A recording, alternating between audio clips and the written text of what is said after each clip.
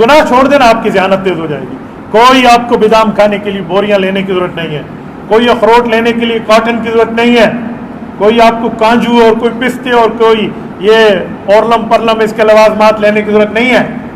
تو اس پر آپ ذہین ہو جائیں گے انشاءاللہ. ایک گناہ چھوڑ دیں آپ کہنے میں گناہ بھی کروں گا, آنکھیں بھی گناہ میں, کان بھی گناہ میں, زبان بھی گناہ میں, باقی معاملات بھی گناہ میں, اور میں ذہین ہو جاؤں. بھول ہے بھول, کسی نہ کسی موقع پہ جا کے بندہ اٹک جائے گا.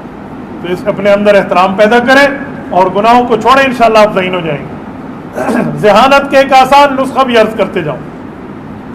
جو چیز یاد کرنی ہے اسے دو طریقے سے یاد کریں. ایک دیکھ کے پڑھیں, دوسرا اونچا پڑھیں. جب آپ دیکھ کے پڑھیں گے آپ کی آنکھوں میں حفظ ہوگا, اونچا پڑھیں گے آپ کے کان میں حفظ ہوگا. جب اٹک آئے گی آپ نے آنکھ بند کرنا ہے, سامنے ریل چل جائے گی. آپ دیکھیں نا, حافظ کو جب اٹک آتی ہے تو آنکھیں بند کرتے, کیوں؟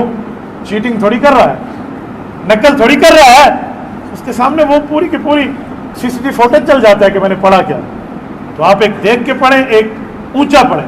آپ نے اگر ریوائزنگ میں 50 بار ایک لفظ کو دہرانا ہے تو میرا آپ کو مشورہ ہے 45 بار دیکھ کے پڑھیں, اونچا پڑھیں. 5 بار آپ آنکھیں بند کر لیں.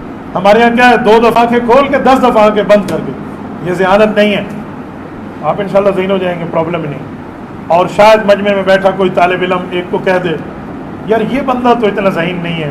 ہمارے یہاں مدرسوں میں ایک لفظ چلتا ہے, کند ذہن ہے یہ, یا اگر اس کی بھی مزید عزت کی فارم نکالو تو کہتے ہیں یہ برکت کے لیے. ٹھیک ہے, ہاں, not for education, just for وہ کیا کہتے ہیں پریزنٹیشن, صرف حاضری کے لیے, پڑھنے کے لیے نہیں ہے. تو میں سمجھانے کے لیے کہتا ہوں ایسا نہیں ہے.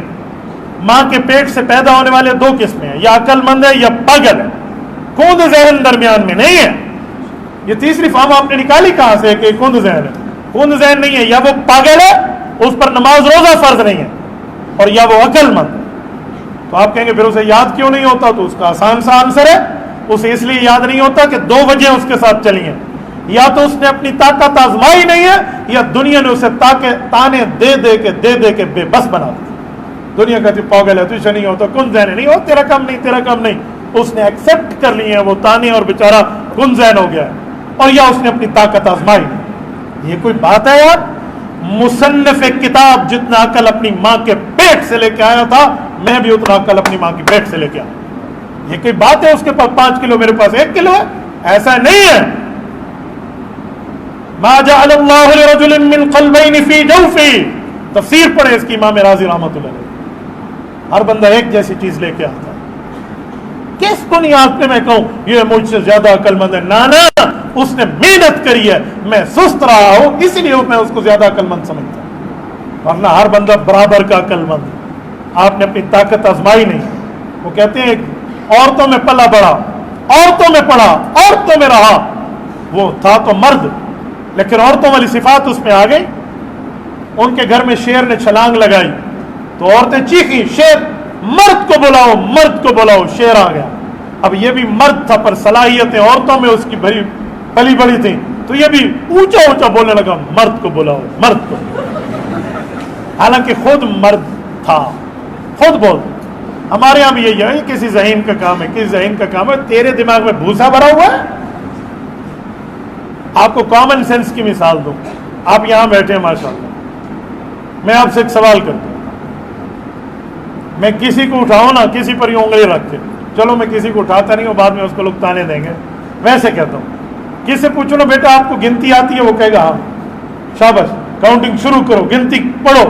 تو 1 2 3 4 5 10. میں یقین سے کہتا ہوں کم از کم, چلو میں رعایت کر لیتا ہوں, 10,000 تک اس نے بغیر اٹکے پڑھ لینا ہے. 10,000 تک, مذاق نہیں ہے, 10,000 تک وہ پڑھ لے. تو 10,000 گنتی کے الفاظ یاد ہیں, 6,000 قرآن کی آیتیں یاد نہیں ہو سکتی اس سے؟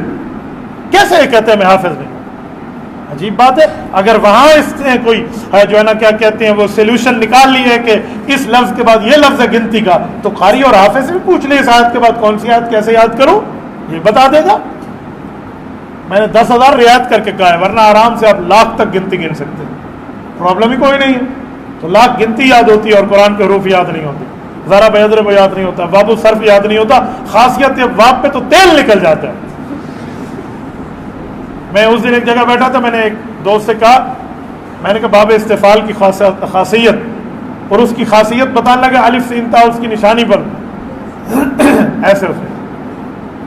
تو جب مجلس ختم ہو گئی جواب میں نے کہا یار آپ نے کھانسا، اور کہتے میں اس وجہ کو کھانسا میرے تو نہ پوچھیں، میں مولوی بن جاؤں اور مجھے استفال کی خاصیت ہی نہ آئے. یار میں مولوی بن جاؤں مجھے باب افعال کی خاصیت نہ آئے، مجھے ثلاثی مجرد ثلاثی مزید نہ آئے، فائدہ یار پرابلم کیا؟ آپ اگر اپنے اندر صلاحیت لائیں نا ادب اور احترام کے ساتھ، بعض اوقات شاگرد استاذ کی رہنمائی کر سکتا ہے. میں ایک دفعہ پھر جملہ کہہ رہا ہوں، اگر آپ ادب اور احترام کے ساتھ علم کے اوپر مضبوط رہیں، استاذ کی رہنمائی شاگرد کر سکتا ہے. آپ کہیں گے کیسے؟ میرے استاذ مقرب جن سے میں نے صرف پڑھی ہے، اللہ ان کو جزائے خیر عطا فرمائے، میں استاد جی کے ساتھ ظہر یا عصر کی نماز عصر کی نماز پڑھانے ساتھ جا رہا ہوں. انہوں نے ایک مسجد میں پڑھانی ہوتی تھی عصر، تو مجھے کہتے ہیں یار عبد الواحد صبح سے ایک باب حل کر رہا ہوں ایک سیغے کا، وہ کون سا باب ہے وہ حل نہیں ہوتا مجھ سے. میں بہت پریشان ہو گیا، میرا صرف والا سال تھا. میں نے کہا جی استاد تو حل نہیں ہوتا، تو کی کرنا ہے، میں کیا حل کروں گا؟ تو میں نے نہیں پوچھا. انہوں نے پھر کہا یار صبح سے وہ باب نہیں حل ہوگا. وہ پریشان بیٹھے تھے، پتہ نہیں شاید حل نہیں ہو رہا تھا یا میرا امتحان لیا. میں نے بڑے ڈرتے ڈرتے پوچھا، میں نے کہا جی کون سا سیغا ہے؟ تو مجھے کہتے ہیں وَإِذَا الْقُبُورُ بُعْثِرَتْ سورۃ انفطار میں بُعْثِرَتْ واحد مذکر غائب فعل ماضی مجہول بُعْثِرَتْ.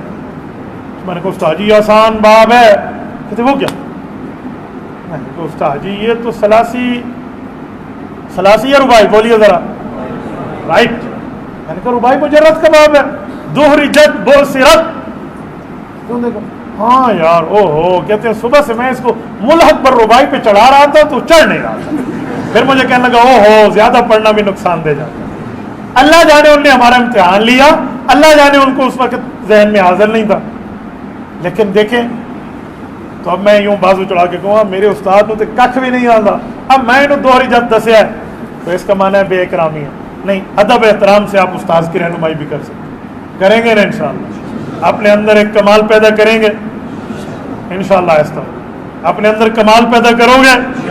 کیسا کمال پیدا کرو گے؟ اگر میں آپ سے ہاتھ اٹھواؤں جتنا مجمع بیٹھا ہے، آپ اس بات میں، یہ مسجد ہے نا، تو اللہ کے گھر میں بیٹھ کے وعدہ کریں کہ جو پڑھ رہے ہیں اس میں ہم کمال پیدا کریں گے. کرو گے؟